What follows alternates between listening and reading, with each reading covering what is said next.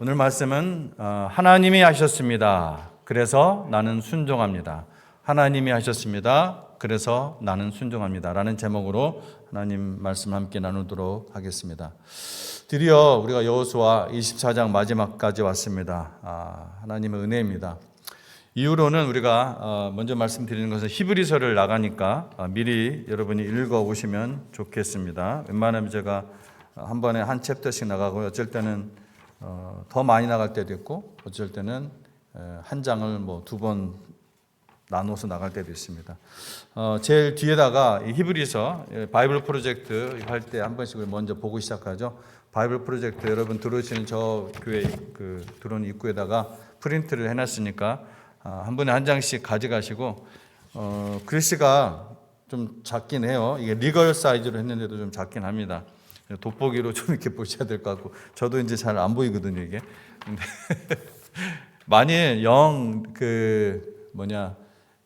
난 이게 꼭 필요하다. 11 by 17이 좀 있었으면 좋겠다. 이거보다 큰 거 있죠. 타블로이드 사이즈. 그게 꼭 저는 필요합니다 하신 분은 저한테 카톡을 보내시면 그 프린트를 해드리도록 하겠습니다. 히브리서입니다. 다음 주부터 히브리서예요. 이제 드디어 출애굽 2세대가 되어서야 이스라엘 백성들이 요단강을 건너고 또 여리고성을 무너뜨리고 또 수많은 싸움을 치렀고 마침내 땅을 얻었습니다. 우리의 믿음의 일생 가운데서도 이런 일들이 일어나죠. 그렇습니다. 우리가 성경 말씀 이런 이스라엘의 역사를 알기 위해서 단순히 히스토리 공부를 하기 위해서 하는 것이 아니죠. 이런 성경 말씀을 배우는 이유와 목적이 바로 이것이 우리의 일생이기 때문에 그래서 우리가 교훈을 얻기 위해서 하나님의 말씀을 읽고 배우는 것이죠. 그 이유와 목적이 가장 직설적으로 표현된 것이 여러분이 잘 아시는 디모데후서 3장 16절입니다. 시간이 되시면 여러분 성경을 열어보시기 바랍니다. 그냥 여러분 암송하는 거하고 저도 이 말씀을 암송하거든요. 근데 또 이렇게 눈으로 읽으면서 짚어가면서 보는 거하고는 이게 많이 다르더라고요. 항상 성경 볼 때 느끼는 것은 디모데후서 3장 16절 말씀에 모든 성경은 하나님의 감동으로 된 것으로 교훈과 책망과 바르게 함과 의로 교육하기에 유익하니 이는 하나님의 사람으로 온전하게 하며 모든 선한 일을 행할 능력을 갖추게 하려 함이라. 아멘. 성경은 나에게 교훈이 되고 또 책망이 되고 또 바르게 함이 되고 또 의로 교육하게 유익합니다. 그렇게 하는 목적은 뭐예요? 하나님의 사람으로 하여금 온전하게 해서 하나님의 선한 일을 행할 무엇을? 능력을 갖추게 하기 위한 것이죠. 그러니까 우리가 성경을 알수록 우리가 온전하게 되어서 모든 선한 일, 즉 하나님께서 맡기신 모든 일이 선한 일이죠. 하나님께서 맡기신 모든 일을 행할 능력을 갖추기 위함이다. 이렇게 말씀하고 있습니다.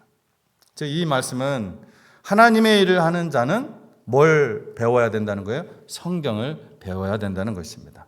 성경을 다 알아야 된다는 것이 아니라 계속해서 성경을 배워 나가야 하나님의 일을 선하게 할 수 있다는 것이죠.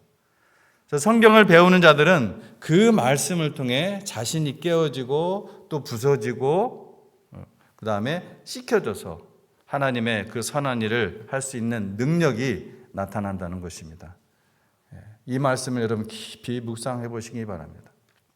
오늘 민수기를 마무리하면서 그런 의미에 여호수아를 마무리하면서 그런 의미에서 두 가지 교훈만 정리하고 마치려고 합니다. 첫 번째, 가나안 땅은 하나님께서 약속으로 주신 땅입니다. 그렇죠? 하지만 약속하신 하나님을 믿어서 순종하는 자만 그 땅을 기업으로 얻을 수 있었다는 사실이에요. 이게 첫 번째 제가 놓치고 싶지 않은 교훈입니다. 여러분 기억하시죠? 오늘은 사실 이제 정리하는 거예요. 복습하는 거예요. 어떤 부분에 있었습니다. 약 7년의 가나안 정복 전쟁 후에 땅을 기업으로 얻지 못한 지파들이 있었어요? 없었어요? 있었죠. 땅을 7년 지금 7년이 지났어요. 지금 여호수아 24장은 7년 정도 됐을 때예요. 여리고 건너서. 7년 동안의 정복 전쟁이에요. 그 7년이 지났지만 여전히 땅을 기업으로 얻지 못한 백성이 있었다는 거예요. 지파들이 아예 있었다는 거예요. 그것도 지파들의 과반수 이상이 아직 얻지 못했습니다. 몇 개의 지파였다고 여호수아 18장은 나와 있죠. 몇 개의 지파가 아직 얻지 못했다고? 7개 지파. 무려 7개의 지파가 땅을 기업으로 얻지 못하고 있었어요. 왜 다른 지파는 땅을 기업으로 얻었는데 왜 이 7지파는 얻지 못했다고 성경은 얘기했습니까? 하나님께서는 그들에게 다른 5지파들처럼 기업을 주지 않으셨나요? 약속하지 않으셨나요? 아니죠. 왜 기업을 아직까지도 얻지 못했다고 성경 자체가 얘기를 하고 있습니까? 18장 3절에서 두자, 투레르, 지체했기 때문이다. 지체. 물론 그 이유가 있죠. 왜 지체했을까? 적어도 그들이 생각하기에 매우 합리적인 계산이 있었겠죠. 자, 이때 하나님의 종 이스라엘 백성의 지도자인 여호수아는 왜 아직 지체하느냐? 왜 아직 지체하느냐라고 사실 책망하기보다는 이건 뭐예요? 도전하는 거예요. 왜 아직 지체하느냐? 가서 싸우라는 거예요. 가서 정복하라는 거예요. 이 말씀은 우리 그리스도인들이 여러분 매일매일의 생활에 거울이 되어야 합니다. 우리의 상식과 또한 계산에 근거한 어떤 현실에 막힐 때가 있어요. 근데 그 현실에 막혀서 믿음으로 그 모든 것을 극복하게 하시는 하나님과 동행하며 순종하며 나가는 것이 아니라 앞장서서 대장되어 싸워 나가시는 그 예수를 믿고 같이 나가는 것이 아니라 우리의 상식과 계산에 근거한 그 현실에 막혀서 뭐 하는 거? 지체하는 것이 있지는 않은지 우리의 삶에서 살펴봐야 된다는 거예요. 그래야 우리가 온전하게 되어서 하나님의 능력으로 하나님의 일을 할 수 있는 줄로 믿습니다. 여러분, 내 증인이 되리라. 예루살렘과 온 유대와 사마리아와 땅끝까지 이르러. 예수님 말씀이죠. You shall be my witness. 이 말씀 떨어진 지가 2000년을 훌쩍 넘어섰어요. 우리의 가장 큰 사명은 이 잃어버린 영혼들을 구원해서 제자 삼는 것이라고 한다면은 여러분 거기에 모든 우리 하는 일에 포커스가 맞춰줘야죠. 일이 다양하다 할지라도 어떤 일이 직접적이든 어떤 일이 간접적이든 바로 이 가장 큰 계명에 의한, 즉 하나님 사랑, 이웃 사랑, 이 가장 큰 계명에 의한 가장 큰 사명에 우리 하는 모든 일에 포커스가 맞춰져야 할 줄로 믿습니다. 우리는 함께 모여서 그리고 각자 전도할 영혼들을 위해서 또 교회의 부흥과 성장을 위해서 많이 기도합니다. 그런데요, 우리의 본성은 도전과 위험이 따르는 일을 좋아해요? 안 좋아해요? 안 좋아해요. 저도 안 좋아해요. 그냥 가만히 좀 있고 싶어요. 그런데 마치 예레미야 같은, 저는 예레미야 심정을 정말 처음엔 이해가 못했거든요. 이 사람이 좀 이랬다 저랬다 예레미야 얘기해보면 그렇잖아요. 근데 정말 그래요. 그냥 쉬고 싶다가도 조금만 쉬면 하나님이 그 마음을 또 바꿔주시고, 네가 이러면 안 돼, 네가 이러면 안 돼. 하루에도 몇 번이고 진짜 그 마음이 바뀔 때도 있어요. 정말 우리의 본성은 도전과 위험이 따른 일이 싫어요. 그냥 편하게 있고 싶은 것이 바로 모든 사람의 본성입니다. 기업을 얻지 못하고 계속 지체하고 있었던 이 7지파의 모습이 바로 특별한 본성이 아니라 일반적인 인간의 본성이라는 것입니다. 믿어 순종하는 자가 정복해서 기업을 얻는 것입니다. 그저 비나이다 하면서 하늘에서 그냥 약속된 기업이 뚝 떨어질 날을 기대하며 기도만 하는 것은 그건 믿음도 아니고 올바른 기도도 아닙니다. 하나님의 명령이 떨어진 지 오래예요. 약속해 주신 것이 오래예요. 그런데도 그저 가나안 족속들이 알아서 그냥 항복할 때까지 기다리거나 그 땅에 하나님의 불과 벼락이 막 내려가지고서 걔네들이 그냥 다 도망가거나, 아니면 이 가나안 족속들을 능히 이길 수 있는 아주 그냥 강력한 무기들이 준비될 때까지 지체하는 것은 믿음도 아니고 지혜도 아니고 기도도 아닙니다. 그것이 바로 성경의 교훈이에요. 하나님은 이스라엘 백성에게 뭐라고 했어요? 가라! 정복하라! 이 명령, 이미 명령하셨어요. 우리에게 뭐라고 했어요? 가라! 모든 족속을 제자로 삼아라! 교회에게 명령하신 것이 이미 2000년이 넘었습니다. 전도의 은사를 가진 분들이 있습니다. 하지만 전도는 은사만 가진 사람들이 하는 것이 아니라 모든 성도에게 주신 하나님의 명령인 줄로 믿습니다. 전도의 은사가 없는 사람은 어떻게 합니까? 그런데 은사가 없는 사람이 있어요. 입 여는 것도 힘든 사람이 있고, 앞에만 나오면 그냥 목소리가 다 죽어가는 사람도 있고, 긴장하고 떨리는 사람이 있고, 불편한 사람, 싫은 사람도 있고, 뭐 여러 가지 있죠. 어떻게 됩니까? 전도의 은사가 없는 사람은 그 전도할 영혼을 위해서 정말 사랑의 종노릇 하는 것이죠.